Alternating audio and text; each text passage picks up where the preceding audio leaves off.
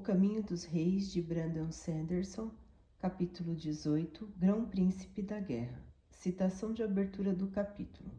A ti foi outrora um homem bom e generoso, e você viu no que ele se tornou.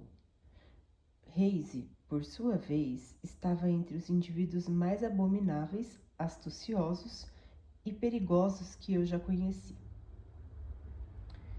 Sim, isso foi cortado, disse o corpulento coureiro, mostrando a correia para Edelyn examinar. Você não concorda, Is? O outro coureiro assentiu. Is era um irialiano de olhos amarelos e cabelos muito dourados. Não louros dourados. Tinha até um brilho metálico. Ele os mantinha curtos e usava um chapéu. Era óbvio que não queria que chamassem atenção. Muitos consideravam uma mecha de cabelos irialianos um talismã de boa sorte. Seu colega, Aravan, era um aletiano olhos escuros que usava um avental sobre o colete. Eles trabalhavam do modo tradicional. Um se encarregava das peças maiores e mais resistentes, como celas, enquanto o outro se especializava em detalhes finos. Um grupo de aprendizes labutava ao fundo, talhando ou costurando couro de porco. Cortada, concordou Is.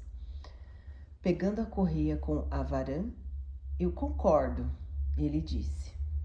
Que a danação me carregue, murmurou Edelyn. Quer dizer que Elrocar estava certo. Edelyn, disse uma voz feminina atrás dele.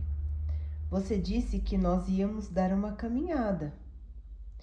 É o que estamos fazendo, disse ele, virando-se e sorrindo.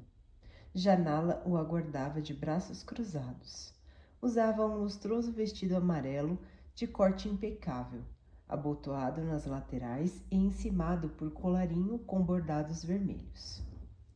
Eu pensei que, sendo uma caminhada, nós íamos caminhar. Bem, já vamos fazer isso. Vai ser magnífico. Vamos caminhar, passear e... perambular? Sugeriu Is, o coureiro. Isso não é um tipo de bebida? Perguntou Edelyn. Não, Luminobre. Tenho certeza de que é outra palavra para caminhar. Tudo bem, disse Edelyn. Vamos perambular muito também. Perambular. Sempre gostei de perambular.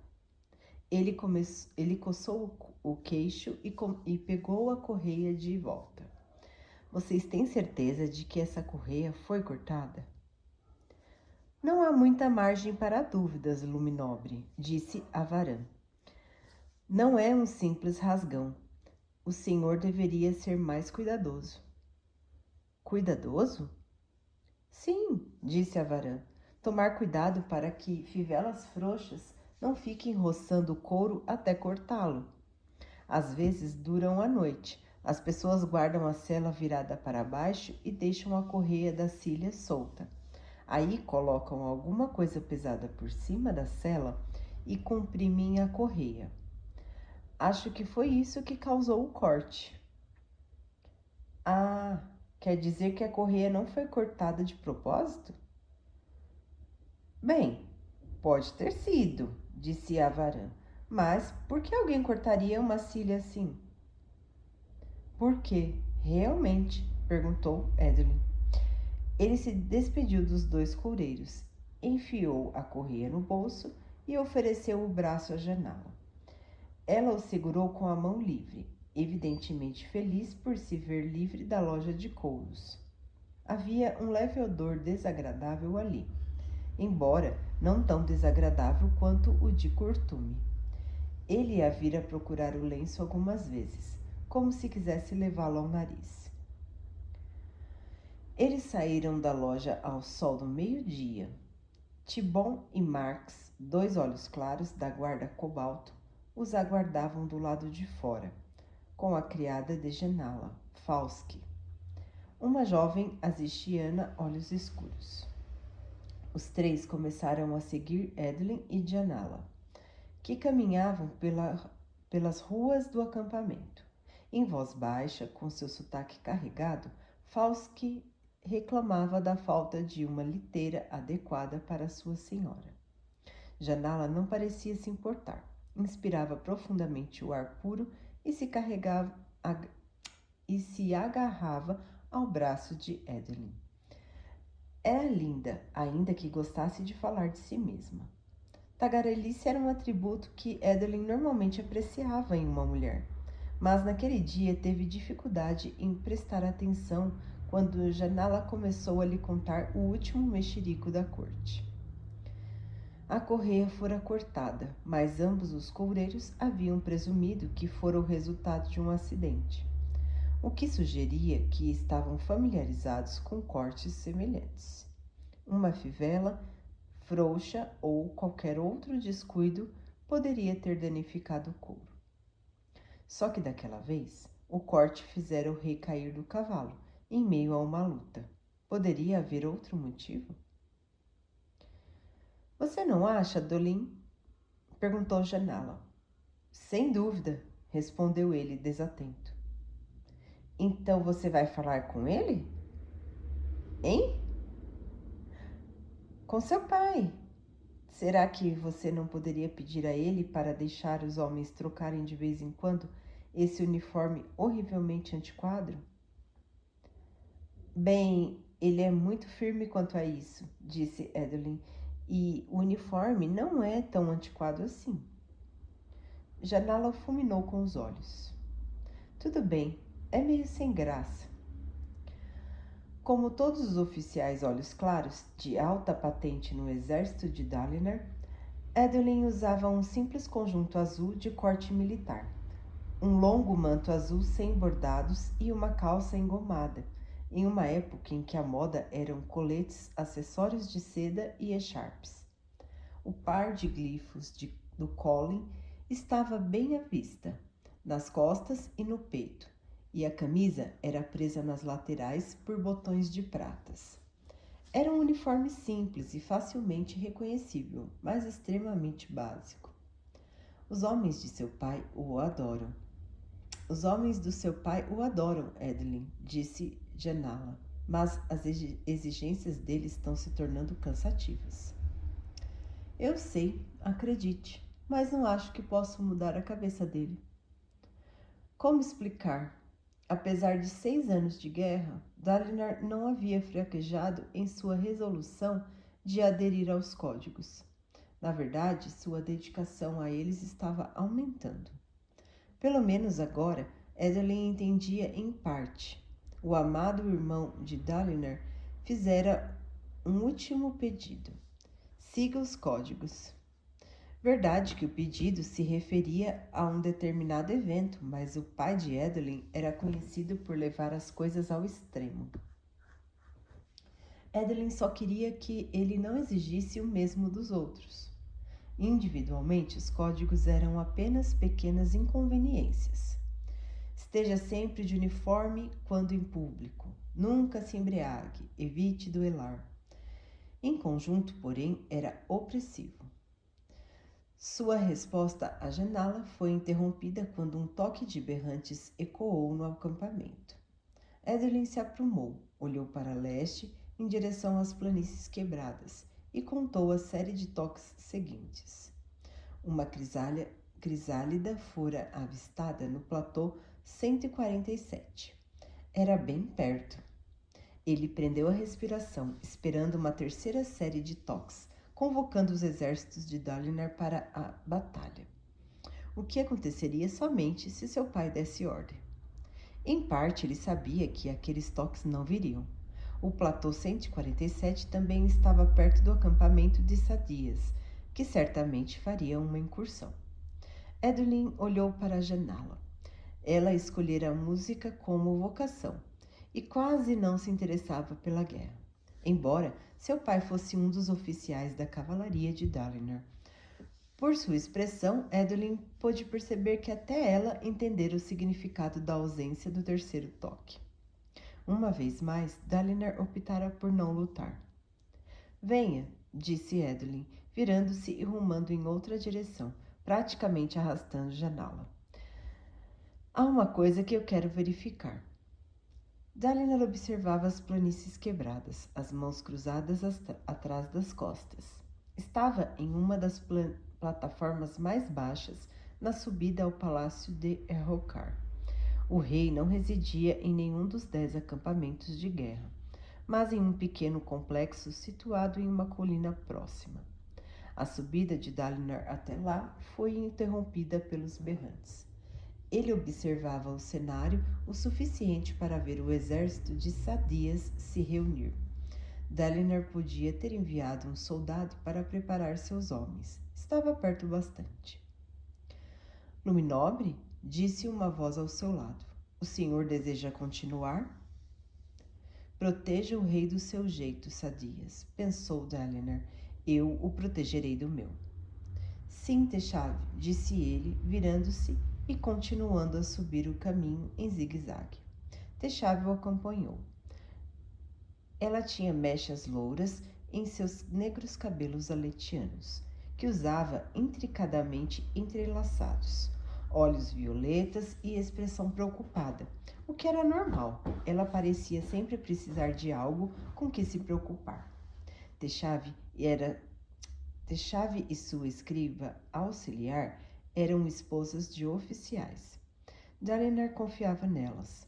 Na maior parte do tempo, era difícil confiar em alguém inteiramente. Pare com isso, pensou ele. Você está começando a ficar tão paranoico quanto o rei. De qualquer forma, a volta de Yasna o deixaria feliz. Se ela um dia decidisse retornar. Alguns de seus oficiais mais graduados haviam sugerido que ele devia se casar de novo, no mínimo para ter uma mulher que pudesse ser sua escriba principal. Pensaram que ele havia rechaçado as sugestões devido ao amor por sua primeira esposa.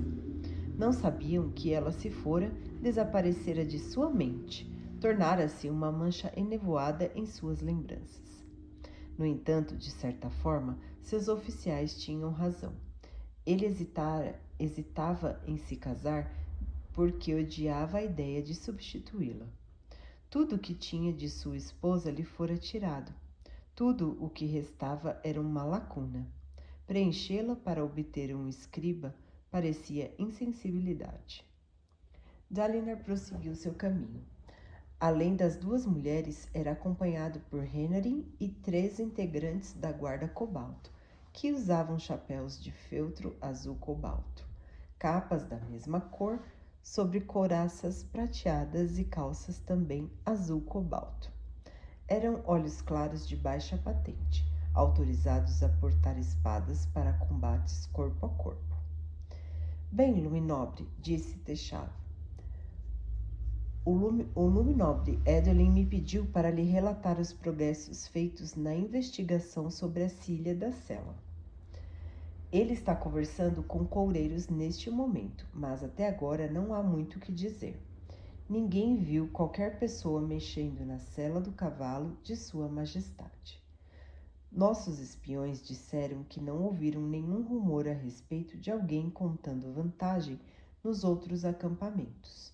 E ninguém no nosso acampamento recebeu grandes somas de dinheiro, pelo que conseguimos descobrir.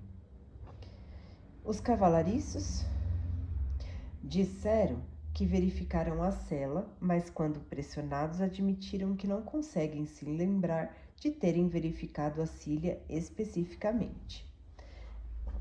Ela balançou a cabeça. Uma armadura fractal exerce uma grande pressão, tanto sobre o cavalo quanto sobre a sela. Se houvesse um jeito de domar mais rixados, acho que seria mais fácil domar Gran Tormentas, Luminosa. Bem, são boas notícias, eu acho. Para nós é melhor que essa história da correia não dê em nada. Há mais uma coisa que eu gostaria que você verificasse. É um prazer servi-lo, Luminobre. O Grão-Príncipe Aladar tem falado em tirar umas férias curtas em Eletkar. Eu gostaria de saber se ele está falando sério. Sim, Luminobre, disse Techave assentindo. Isso seria um problema? Sinceramente, não sei. Ele não confiava nos grão-príncipes. Mas com todos ali perto, por todos ali, pelo menos, poderia vigiá-los. Se um deles retornasse a Letcar, poderia conspirar à vontade. Mas também era verdade que, mesmo em breve visita, poderia contribuir para estabilizar a pátria. O que seria mais importante? Sangue dos meus pais, pensou ele.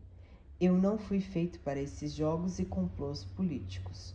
Fui feito para empunhar uma espada e atacar inimigos. De qualquer forma, ele faria o que tivesse que ser feito. Você não me falou que tinha informações sobre as finanças do rei, Techave? Realmente, disse ela, enquanto continuavam a caminhar. O senhor tinha razão quando me pediu para examinar a contabilidade, pois parece que 3 grão-príncipes, Tanadal, Ratan e Vamá, estão muito atrasados em seus pagamentos. Além do senhor, só o grão-príncipe Sadias fez seus pagamentos adiantadamente, como exigem os preceitos de guerra. Dalinar assentiu.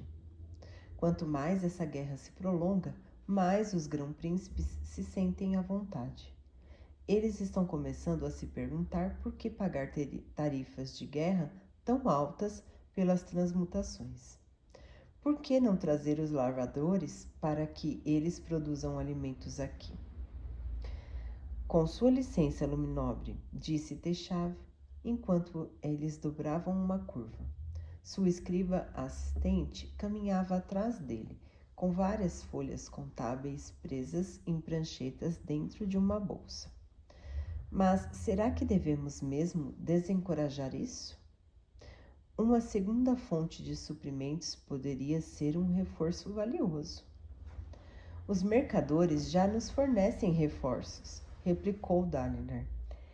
Essa é uma das razões pelas quais eu não os expulsei. Eu não me importaria com mais um reforço, mas os transmutadores são a única forma que temos de controlar os grão-príncipes. Eles deviam lealdade a Gavlar, mas sentem muita pouca em relação a seu filho. Dalinar estreitou os olhos. Esse é um ponto vital, Techave. Você já leu as histórias que eu sugeri? Sim, Luminobre. Então você sabe, o período mais frágil da existência de um reino é durante a vida do herdeiro de seu fundador.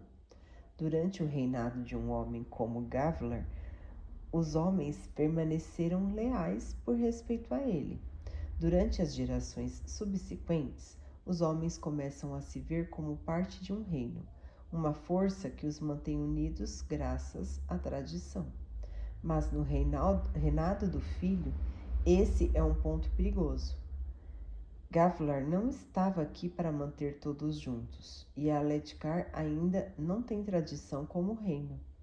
Temos que aguentar o suficiente para que os grão-príncipes comecem a se ver como parte de um conjunto maior.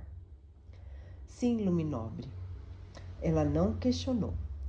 Techave era profundamente leal a ele, assim como a maior parte de seus oficiais.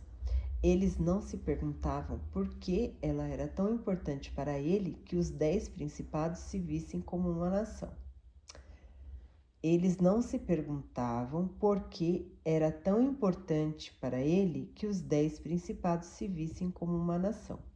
Talvez presumissem que era por influência de Gavlar. De fato, o sonho de uma Aletikar unida, acalentado por seu irmão, era parte do motivo. Porém, havia outra coisa. A tempestade eterna está vindo, a verdadeira desolação, a noite das tristezas. Ele refreou um estremecimento. As visões, com certeza, não lhe davam a impressão de que dispunha de muito tempo para se preparar. Escreva uma missiva em nome do rei, disse Dalinar, diminuindo os custos da transmutação para aqueles que fizerem os pagamentos em dia. Isso acordará os outros.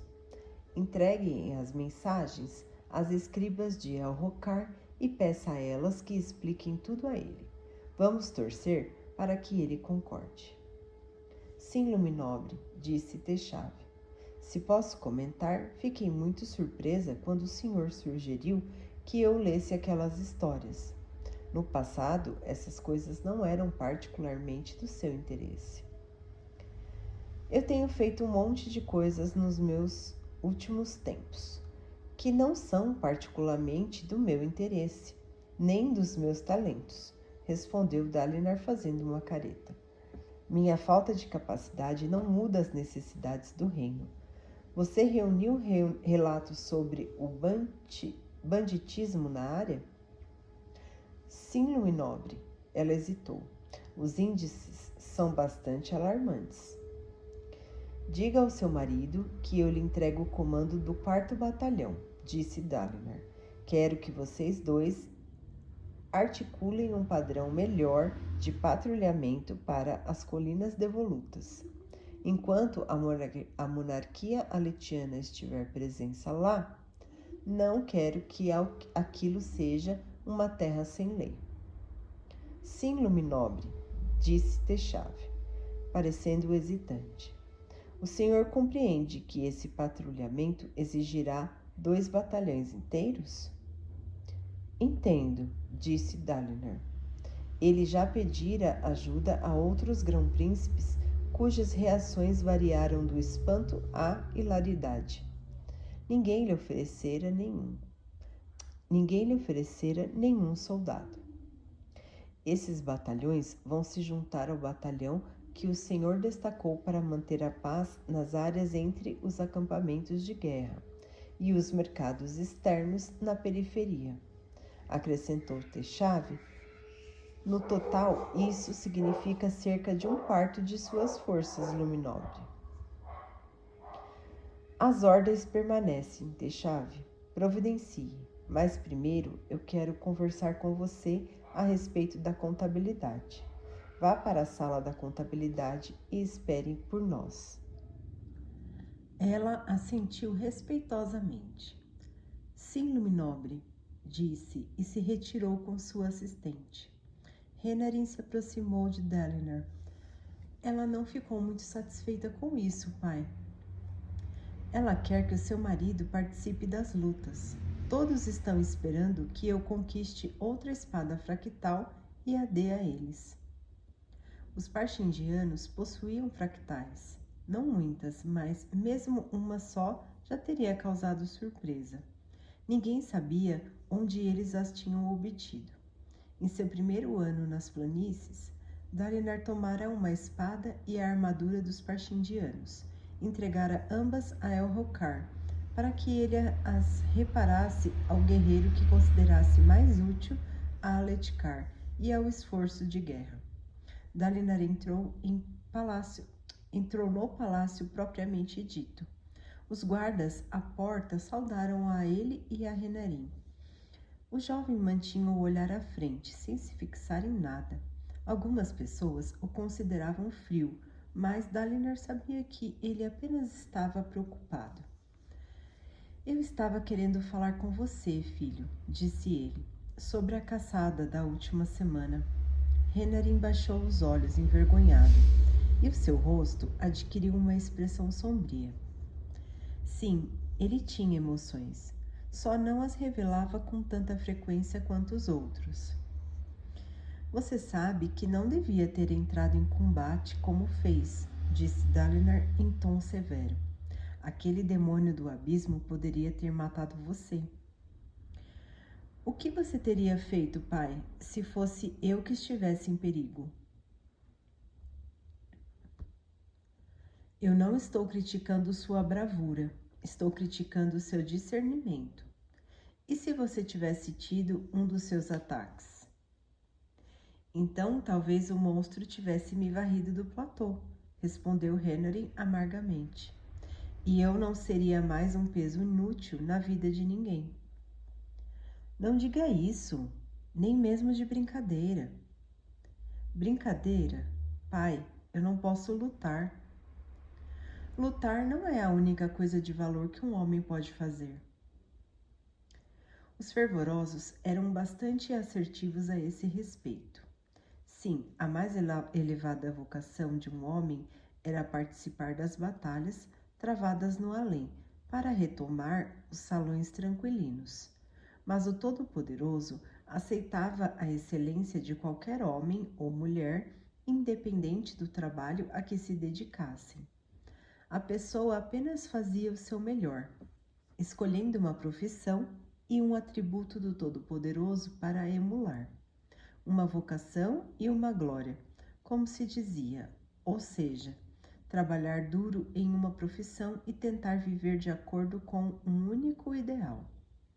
O Todo-Poderoso aceitava isso, principalmente se a pessoa fosse olhos claros.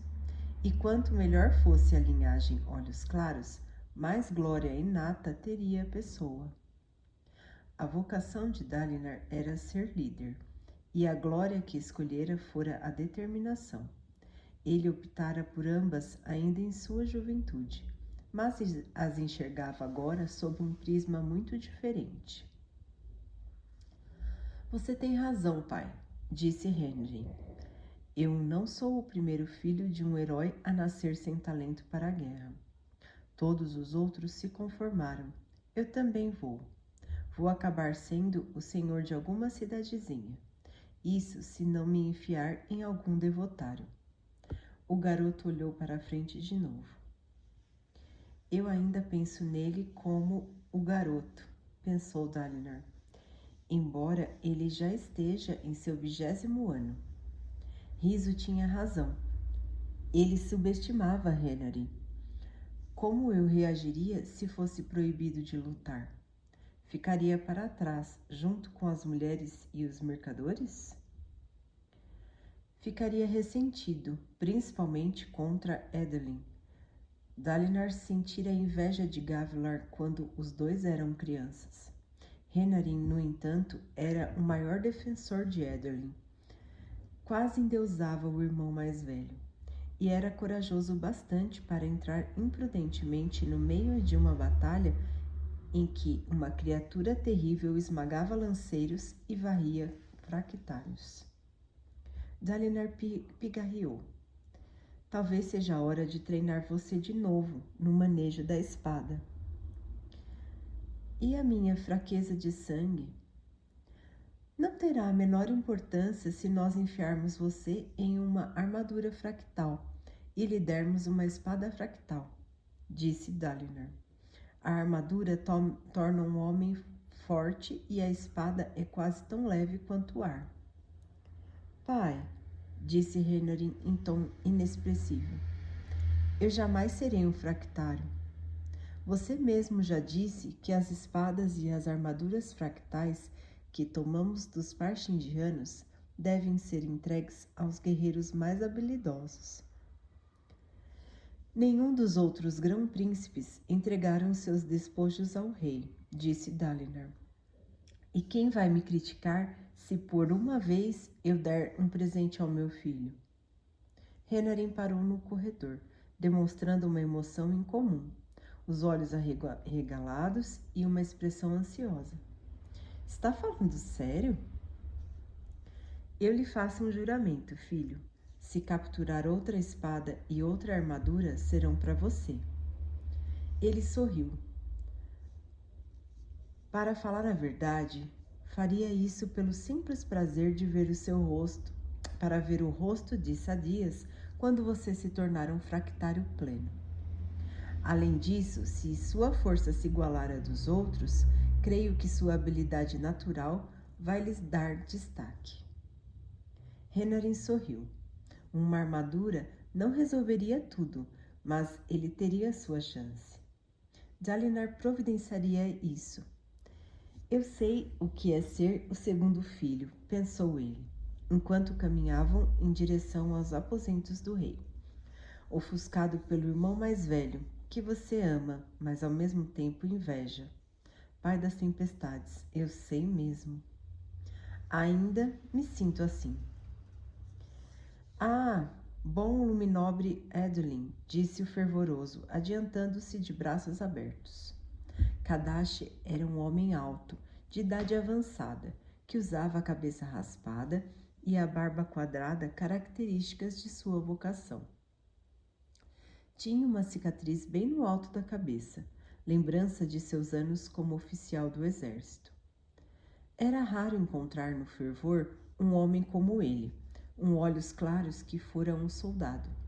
Mudar de vocação, na verdade, era uma atitude estranha para qualquer homem, mas não era proibida, e Kadashi ascendera consideravelmente no âmbito do fervor, considerando que começara tarde. Dalinar dizia que aquilo era um sinal de fé ou de perseverança, talvez de ambas. O templo do acampamento de guerra fora no início um grande domo transmutado. Dalinar pagara aos pedreiros para que se transformassem em um lugar adequado ao culto. Entalhes representando os arautos cobriam agora as paredes internas. As largas janelas a sotavento dispunham de vidros, de modo a permitir a entrada de luz. Esferas de diamante brilhavam agrupadas no teto. Compartimentos destinados à instrução, à prática e à avaliação dos diversos tipos de arte estavam distribuídos pelo recinto. Havia muitas mulheres ali naquele momento, recebendo ensinamentos dos fervorosos. Poucos homens. Em uma conjuntura de guerra, era mais fácil praticar as artes masculinas em campo aberto. Ao lado de Edelyn, Janala cruzou os braços e observou o templo com óbvio desagrado. Primeiro uma loja de couro fedorenta, agora o templo. Pensei que fôssemos caminhar em um lugar pelo menos um pouquinho romântico. Religião é romântico, replicou Edelyn, coçando a cabeça. Amor eterno e todas essas coisas, certo? Ela o encarou. Vou esperar lá fora. Dando meia volta, ela se dirigiu para a saída com a criada. E alguém me arrume um palanquim. Edelyn franziu o senho enquanto ela se afastava. Vou ter que lhe comprar alguma coisa bem cara para compensar isso. Não sei qual é o problema, disse Kadashi. Eu acho a religião uma coisa romântica. Você é um fervoroso, disse Edelyn, taxativamente.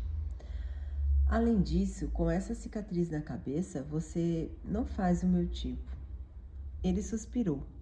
Não foi tanto por causa do templo que ela se irritou, foi pela minha falta de atenção. Eu não estou sendo uma boa companhia hoje. Está preocupado com alguma coisa, meu nobre? Perguntou Kadashi. Isso é sobre a sua vocação? Você não tem feito muitos progressos ultimamente? Edelyn fez uma careta. A vocação que escolhera era duelar, trabalhando junto com os fervorosos para estabelecer e cumprir objetivos pessoais. Ele poderia mostrar o seu valor ao Todo-Poderoso. Infelizmente, os códigos diziam que ele devia limitar seus duelos durante a guerra, pois duelos fúteis podiam provocar ferimentos em oficiais indispensáveis no campo de batalha. Seu pai, no entanto, evitava os combates cada vez mais. Assim, que sentido tinha não duelar? Santo homem, disse Edelyn, precisamos conversar em algum lugar onde ninguém possa nos ouvir. Kadashi ergueu uma sobrancelha e conduziu Edelyn até o outro lado do ápex central. Os templos vorins eram sempre circulares, com um montículo no centro, que, segundo o costume, tinha 3 metros de altura. O edifício, dedicado ao Todo-Poderoso, era mantido por Dalinar e por seus fervorosos. Todos os devotários podiam usá-los à vontade, embora muitos tivessem suas próprias capelas nos acampamentos de guerra. O que você quer me perguntar, meu nobre? Perguntou o fervoroso. Tão logo chegaram a um recanto mais isolado do vasto recinto. Kadashi tinha uma atitude deferente, embora tivesse instruído e treinado Edelyn durante a infância deste. Meu pai está ficando louco? Perguntou Edelyn. Ou realmente pode estar tendo visões enviadas pelo Todo-Poderoso como eu acho que ele acredita? É uma pergunta bem indireta. Você o conhece há mais tempo que a maioria das pessoas, Kadashi, e sei que você é leal. Também sei que mantém os ouvidos abertos e presta atenção nas coisas. Portanto, sei que já ouviu os boatos. Edwin deu de ombros. Parece que a hora de ser direto é agora. Presumo, então, que os boatos não são infundados. Infelizmente, não. Acontece sempre que há uma grande tormenta. Ele delira, fica se debatendo e depois diz que viu coisas. Que tipo de coisas? Não sei ao certo. Edwin fez uma careta. Coisas sobre os radiantes. E talvez coisas que estão por vir. Kadashi pareceu perturbado. Esse é um território perigoso, meu nobre. Suas perguntas me botam em risco de violar meus juramentos. Eu sou um fervoroso, pertenço a seu pai e sou leal a ele. Mas ele não é eu super religioso. Não, mas é o guardião desse povo em nome do Todo-Poderoso, encarregado de me proteger e de zelar para que eu não abuse da minha posição. Kadashi apertou os lábios. Nessa situação, nosso equilíbrio é delicado. Você conhece bem a hierocracia, a guerra da perda. A igreja tentou assumir o controle, disse Edwin, dando de ombros. Os sacerdotes tentaram conquistar o mundo. Para o bem do mundo, eles alegaram. Isso foi parte da coisa, disse Kadashi, a parte sobre a qual falamos mais frequentemente. Naqueles tempos, a igreja se agarrava ao conhecimento. Os homens não controlavam os próprios caminhos religiosos. Os sacerdotes controlavam a doutrina e uns poucos membros da igreja tinham permissão para estudar teologia. Eram ensinados a seguir os ensinamentos dos sacerdotes. Não o Todo-Poderoso nem os arautos, mas os sacerdotes. Ele começou a caminhar, conduzindo Edwin pelo perímetro interno do templo, passando pelas estátuas dos arautos. Eram 5 homens e 5 mulheres. Na verdade, Edwin sabia pouca coisa a respeito do que Kadashi estava falando. Nunca se interessara muito pelas histórias que não se relacionavam diretamente ao comando dos exércitos. O problema, meu nobre, era o misticismo. Os padres afirmavam que plebeus não conseguiriam entender a religião ou o Todo-Poderoso. Onde devia haver franqueza, havia fumaça e sussurros. Os sacerdotes começaram a falar de visões e profecias, embora tais coisas tivessem sido denunciadas pelos próprios arautos. O esvaziamento é algo escuro e maléfico, e sua essência era tentar adivinhar o futuro. Edwin gelou. Espere, o que você está dizendo? Não se precipite, por favor, meu nobre, disse Kadashi, virando-se para ele. Quando os sacerdotes da hierocracia foram derrubados, o Criador de Sóis fez questão de interrogá-los e examinar a correspondência que haviam trocado entre si. Foi descoberto, então, que não havia profecias, nem promessas místicas do Todo-Poderoso. Fora tudo uma desculpa inventada pelos sacerdotes para acalmar e controlar o povo. Aonde você quer chegar com isso, Kadashi? O mais próximo que me arrisco da verdade, meu nobre, respondeu o fervoroso, pois não consigo ser tão direto quanto você. Você acha então que as visões do meu pai são invenções?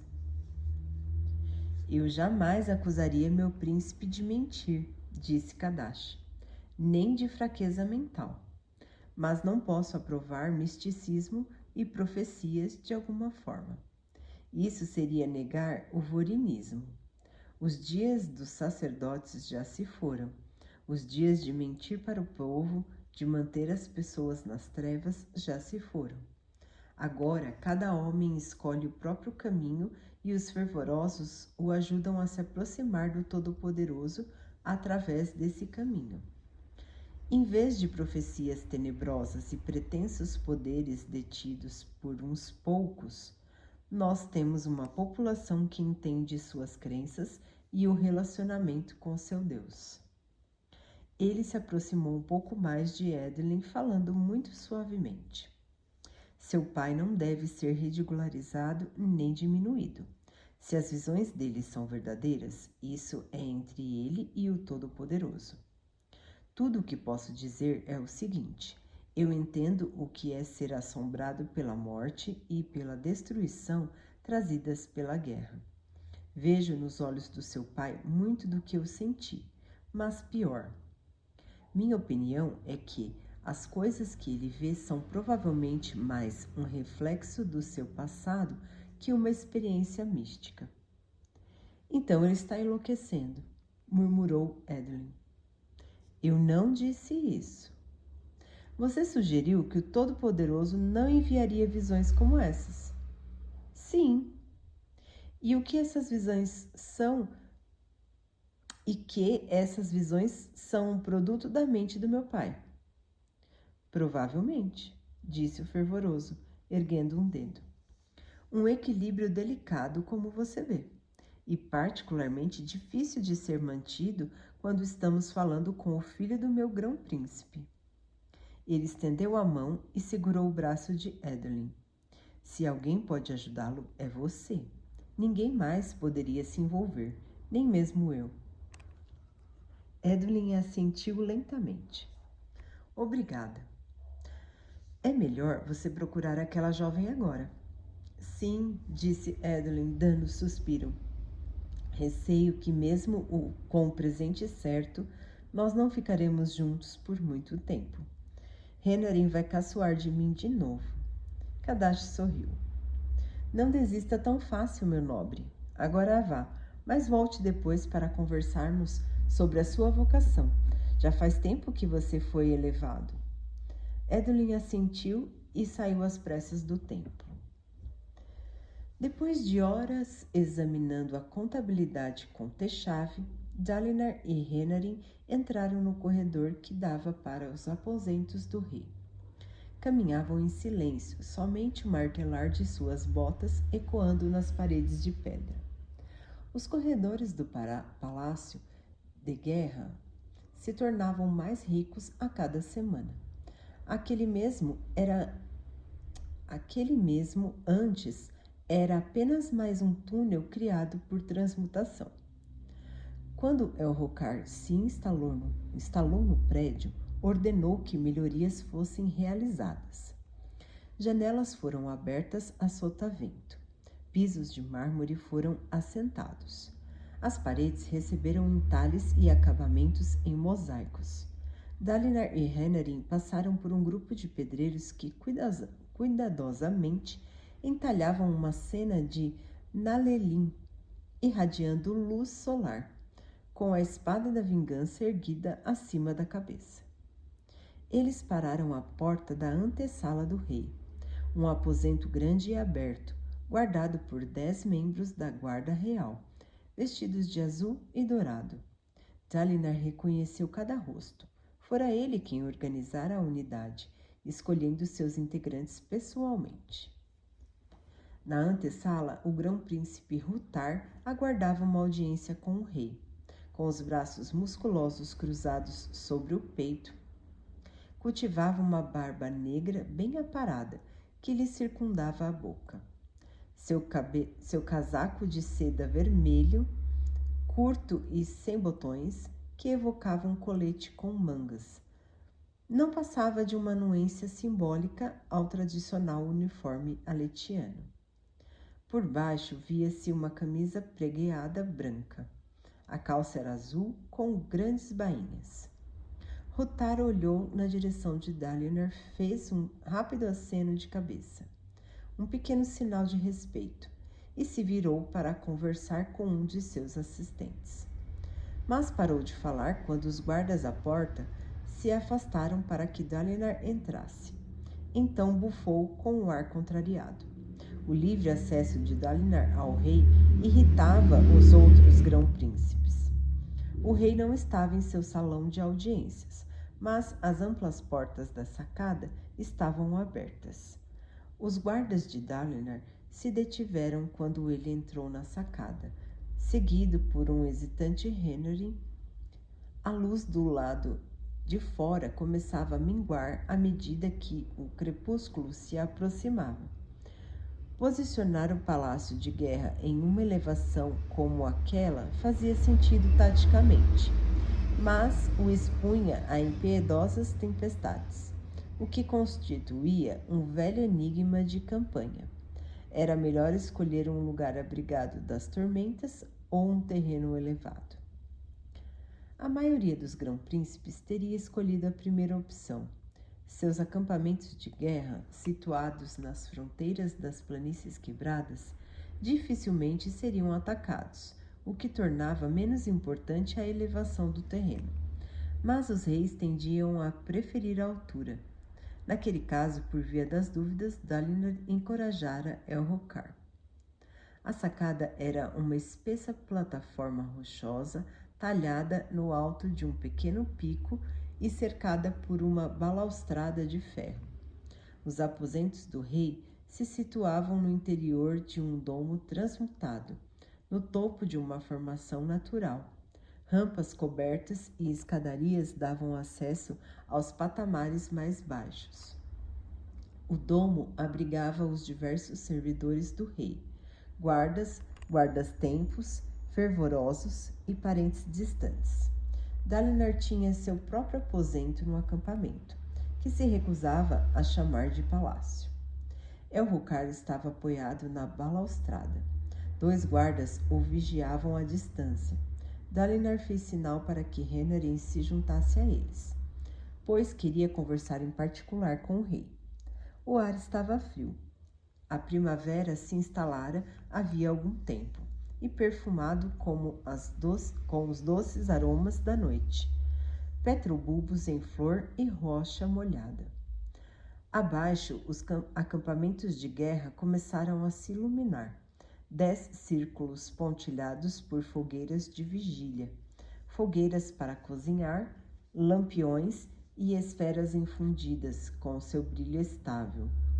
Elhokar contemplava as planícies quebradas à frente dos acampamentos que estavam totalmente às escuras, exceto pelo brilho ocasional de um posto de vigilância. Será que eles nos observam de lá? Perguntou Elhokar quando Dalinar se aproximou. Nós sabemos que seus bandos de saqueadores se deslocam à noite, majestade, respondeu Dalinar, pousando a mão sobre a balaustrada. Não posso deixar de pensar que eles nos observam. O uniforme do rei era o tradicional casaco longo com botões nas laterais, mas era largo e solto. Rufos de renda contornavam seu colarinho e suas mangas. Suas calças eram azul cobalto e tinham o mesmo corte largo das calças de Huttar. Dalinar achou tudo muito informal. Até os soldados estavam sendo influenciados por aquele grupo relaxado, que se vestia com rendas e passava as noites em festas. Foi o que Gavilar previu, pensou Dalinar. Foi por isso que ele insistiu tanto para que nós seguíssemos os códigos. Você parece pensativo, tio, disse Elhokar. Apenas refletindo sobre o passado, majestade. O passado é irrelevante. Eu só olho para o futuro. Dalinar não concordava muito com nenhuma das afirmativas. Às vezes, eu acho que consigo ver os Parshindianos, disse Elhokar. Sinto que se olhar por tempo suficiente, vou encontrá-los, alcançá-los para poder desafiá-los. Gostaria que eles lutassem comigo, como homens de honra. Se eles fossem homens de honra, disse Dalinar, cruzando as mãos por trás das costas, não teriam matado seu pai como fizeram. Por que você acha que eles fizeram aquilo? Dalinar balançou a cabeça. Essa pergunta gira na minha cabeça sem parar, como se fosse um pedregulho rolando colina abaixo. Será que ofendemos a honra deles? Teria sido algum mal-entendido cultural? Isso significaria que eles têm uma cultura, mas eles não são brutos, mas eles são brutos primitivos. Quem sabe por que um cavalo dá coices ou um cão machado morde? Eu nem deveria ter perguntado. Dalinar não respondeu. Sentira o mesmo desdém, a mesma ira, nos meses que se seguiram ao assassinato de Gabler. Ele compreendia a necessidade de alocar, de desprezar aqueles estranhos parchemanos das terras selvagens, de considerá-los como pouco mais que animais. Mas ele os vira naqueles primeiros dias, interagira com eles. Eles eram primitivos, sim, mas não brutos. Não eram idiotas. Na verdade, nós nunca os entendemos, pensou ele. Acho que esse é o principal problema. Errocar, disse ele baixinho. Pode ter chegado a hora de discutirmos algumas questões difíceis. Por exemplo, por quanto tempo vamos continuar com essa guerra? Surpreso, Elrocar se virou para Dalinar. Vamos continuar a lutar até que o pacto de vingança seja cumprido e meu pai vingado. Nobres palavras, disse Dalinar, mas já estamos fora de Aletikar há 6 anos. Manter 2 centros de governo tão afastados não é saudável para o reino. Reis muitas vezes não vão à guerra por períodos prolongados, tio. Raramente por tanto tempo, e raramente levam todos os fractários e grão-príncipes com eles. Nossos recursos estão sendo drenados. Enquanto isso, as notícias de casa dizem que as incursões dos reixianos em nossas fronteiras estão cada vez mais atrevidas. Nós ainda somos fragmentados enquanto povo, demoramos a confiar uns nos outros. A natureza desta guerra prolongada também não está ajudando, pois não temos o caminho para a vitória e o foco dos combates está mais em obter riquezas do que em conquistar territórios. Elrocar fungou. Um vento começou a soprar sobre o cume rochoso. Você diz que não há um caminho claro para a vitória? Nós estamos vencendo. Os ataques dos parchindianos estão cada vez menos frequentes e com muito menos penetração a oeste do que antes. Matamos milhares deles nas batalhas. Não o bastante, disse Dalinar. Eles ainda atacam com força. O cerco está nos prejudicando tanto quanto a eles, se não mais. Não foi você o primeiro a sugerir essa tática?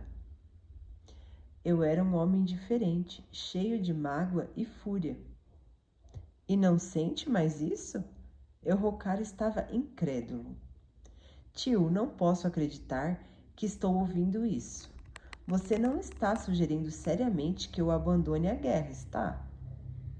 Quer que eu volte para casa como um cão machado que levou uma bronca do dono? Eu não disse que eram questões difíceis. Eu disse que eram questões difíceis, majestade, disse Dalinar, esforçando-se para controlar sua raiva. Mas têm de ser analisadas. Elrocar suspirou, aborrecido. É verdade que Sadias e os outros estão cochichando. Você mudou, tio. Tem alguma coisa a ver com essas suas crises, não tem? Isso não tem importância, Elrocar. Me escute. O que estamos dispostos a dar em troca de vingança? Tudo. Isso significa tudo o que seu pai trabalhou para obter. Será que nós honraremos a memória dele, solapando o que ele sonhou para Aletikar em troca de uma vingança em seu nome? O rei hesitou.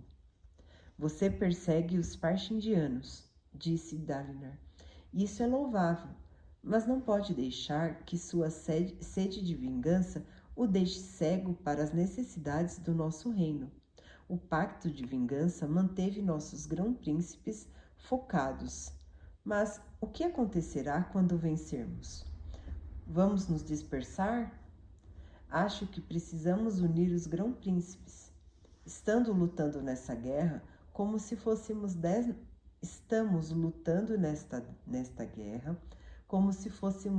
nações diferentes, uma ao lado da outra, mas não uma junto com a outra.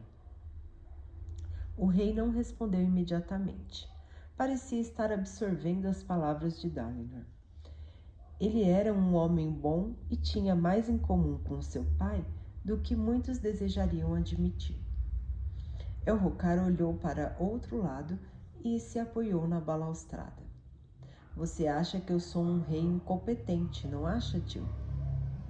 O quê? Claro que não. Você sempre fala sobre o que eu deveria estar fazendo e sobre o que está me faltando. Diga a verdade, tio. Quando você me olha, deseja ver meu pai em vez de mim. Claro que sim, disse Dalinar. O rosto de Elhokar adquiriu uma expressão sombria. Dalinar pousou a mão no ombro do sobrinho. Eu seria um péssimo irmão se não desejasse que Gavilar tivesse sobrevivido. Eu falhei com ele. Foi o erro mais terrível que cometi na vida. Elhokar olhou para ele e Dalinar, sustentando o seu olhar, ergueu um dedo. Mas só porque eu amava o seu pai, não significa que ache você um fracasso, nem que não ame você por seus próprios méritos.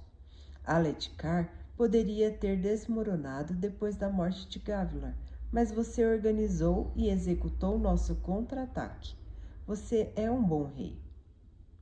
O rei assentiu lentamente. Você tem ouvido leituras daquele livro de novo, não é? Tenho sim. Está falando como ele, sabia? Disse Elhokar, olhando para leste novamente. Logo antes de morrer, quando ele começou a agir de forma instável. Tenho certeza de que não estou tão mal. Talvez, mas está bem parecido. Falando em pôr um fim à guerra, fascinado pelos radiantes perdidos, insistindo para todo mundo ler os códigos. Dalinar se lembrou daqueles dias e de suas próprias discussões com Gavilar. Que honra podemos encontrar em um campo de batalha quando nosso povo passa fome? Perguntara o rei certa vez. Podemos falar de honra quando nossos olhos claros conspira como enguias em um balde, deslizando uns por cima dos outros e tentando se morder? Dalinar reagira mal a essas palavras, assim como Elhokar estava reagindo mal às suas palavras agora.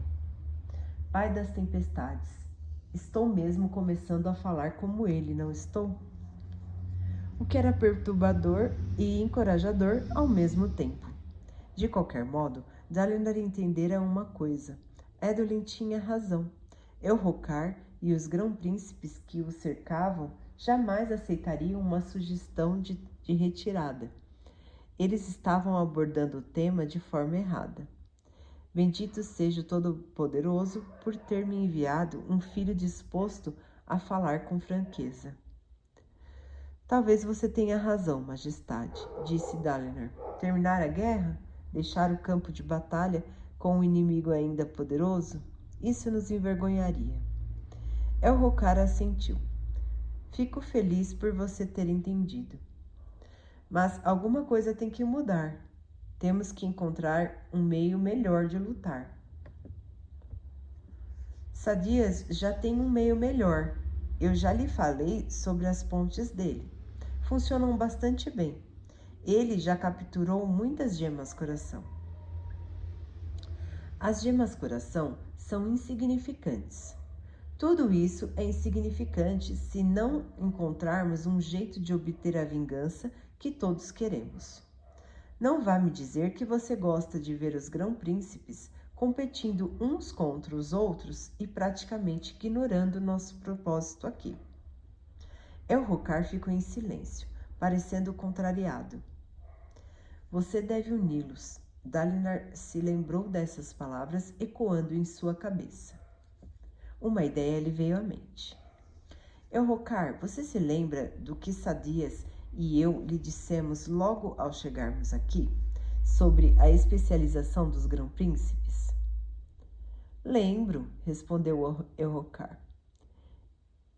Em um passado distante, cada um dos 10 grão-príncipes de Aletkar recebera uma tarefa específica para a gestão do reino. Um tinha a palavra final no tocante aos mercadores e seus soldados patrulhavam as estradas de todos os principados. Outro supervisionava os juízes e magistrados. Gavilar gostava muito dessa ideia. Afirmava que era um recurso inteligente para forçar os grão-príncipes a trabalharem juntos, pois obrigava cada um a se submeter à autoridade dos outros. Mas as coisas já não eram feitas assim há séculos, desde a fragmentação de Aletkar em 10 principados autônomos. Elrocar, e se você me nomeasse grão-príncipe da guerra? O rei não riu, o que era um bom sinal. Pensei que você e Sadias haviam decidido que os outros se revoltariam se tentássemos alguma coisa assim. Talvez eu tenha me enganado sobre isso também. Elrocar pareceu considerar a ideia. Por fim, balançou a cabeça. Não, eles mal aceitam minha liderança. Se eu fizer alguma coisa assim, eles vão me assassinar. Eu protejo você. Ora, nem as atuais ameaças contra minha vida você leva a sério. Dalinar suspirou. Majestade, eu levo a sério as ameaças contra a sua vida.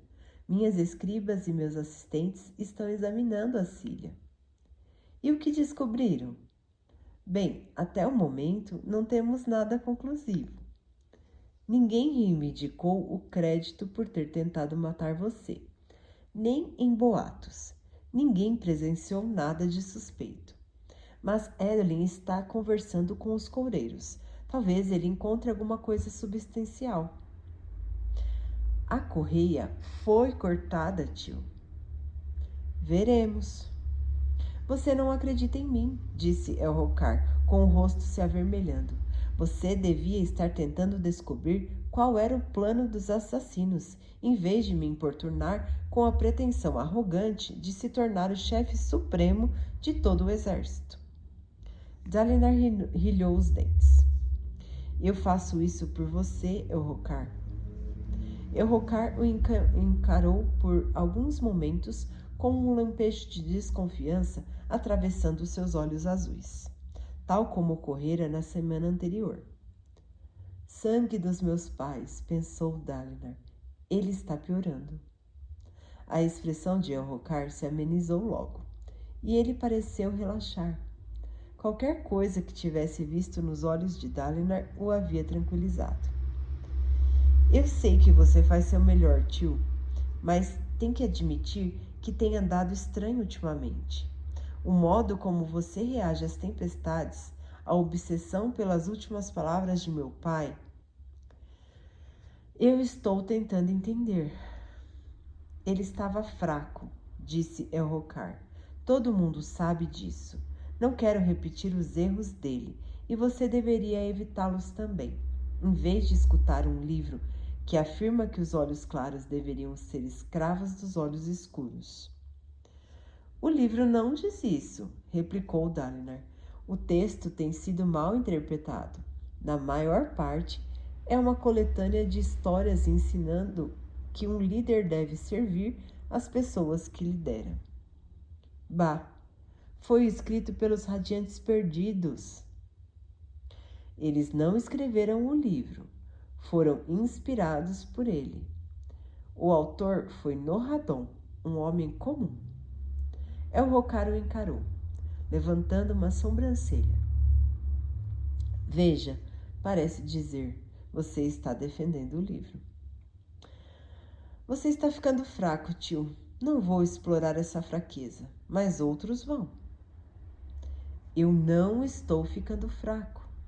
Uma vez mais, Dalinar se obrigou a permanecer calmo. Essa conversa desandou. Os grão-príncipes precisam de um líder para forçá-los a trabalhar juntos. Se você me nomear grão-príncipe da guerra, eu juro que protegerei você. Como protegeu meu pai? Dalinar se calou. Elrocar desviou os olhos. Eu não devia ter dito isso. Você não merecia. Foi uma das coisas mais verdadeiras que já me disseram. Talvez você esteja certo em não confiar na minha proteção. Elrocar olhou para ele curioso. Por que você reage assim? Assim como? Antes, se alguém lhe dissesse isso, você teria convocado sua espada e exigido um duelo. Agora você concorda. Meu pai começou a recusar duelos pouco antes de morrer. Elrocar bateu na balaustrada. Entendo por que você acha um grão-príncipe da guerra necessário. E pode ser que tenha razão, mas os outros gostam muito da situação atual. Porque é confortável para eles. Se quisermos vencer, teremos que contrariá-los. Dalinar deu um passo à frente. Elrocar talvez já tenha se passado tempo suficiente. 6 anos atrás, nomear um grão-príncipe da guerra poderia ser um erro, mas agora todos nós conhecemos melhor e já trabalhamos contra os parchindianos. Talvez seja o momento de dar o próximo passo. Talvez. Você acha que eles estão prontos? Vou deixar você me provar isso. Se me demonstrar que eles estão dispostos a trabalhar com você, tio, considerarei nomeá-lo grão-príncipe da guerra. Está bem assim? Era uma concessão válida. Muito bem. Ótimo, disse Elrocar. Agora vamos nos separar. Está ficando tarde e tenho que ouvir o que Rutar tem a dizer. Dalinar acenou uma despedida e caminhou de volta pelos aposentos do rei, seguido de perto por Henary. Quanto mais pensava, mais sentia que aquela era a coisa certa a ser feita. Uma retirada não funcionaria com os aletianos, não com a atual mentalidade deles, mas se conseguisse tirá-los de sua complacência e forçá-los a adotar uma estratégia mais agressiva. Dalinar ainda estava perdido em pensamentos, analisando o assunto, quando deixaram o palácio do rei e desceram as rampas até o local onde estavam seus cavalos. Ele montou em galante e acenou um agradecimento ao cavalariço, que tomara conta do richádio. O cavalo já se recuperara do tombo durante a caçada, e suas patas estavam novamente vigorosas. A distância a ser percorrida até o acampamento era curta, e eles cavalgaram em silêncio. De qual grão-príncipe eu devo me aproximar primeiro? Perguntou Dalinar. Sadias? Não. Ele e Sadias já eram vistos juntos com muita frequência. Se os demais grão-príncipes começassem a farejar uma aliança mais poderosa, acabariam se virando contra ele. Seria melhor se aproximar dos grão-príncipes menos poderosos, para ver se poderia convencê-los a trabalhar com ele de alguma forma. Uma incursão conjunta a um platô, talvez. Ele acabaria tendo que se aproximar de Sadias, mas não gostava da ideia. As coisas eram muito mais fáceis quando trabalhavam a uma distância segura um do outro. Pai! Chamou Henary, parecendo assustado. Dalinar aprumou o corpo e olhou ao redor, estendendo a mão para o lado como se fosse convocar sua espada fractal. Henary apontou para leste, a direção das tempestades. O horizonte estava escurecendo. Havia alguma previsão de grande tormenta para hoje? Perguntou Dalinar, alarmado. Eltebar disse que era pouco provável, informou Henary, mas ele já errou antes.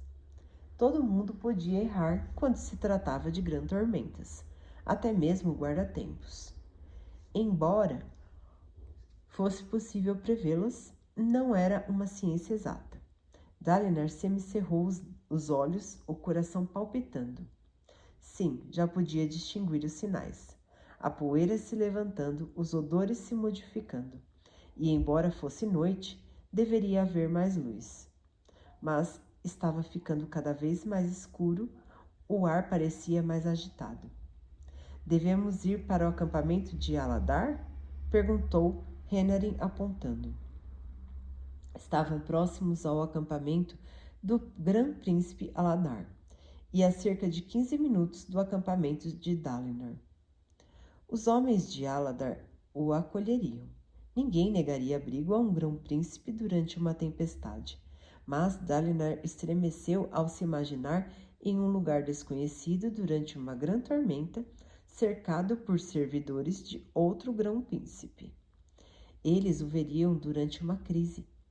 Tão logo isso acontecesse, as intrigas se espalhariam como flechas em um campo de batalha. Vamos continuar, gritou ele, pondo o galante em marcha. Renarin e os guardas o seguiram. O estrépito dos cascos parecia pronunciar a grande tormenta que se avizinhava. Inclinado para a frente, Dalinar estava tenso. O céu acinzentado se cobrira de poeira e folhas sopradas pelo paredão tempestuoso, e o ar se tornava cada vez mais denso em um úmido prenúncio.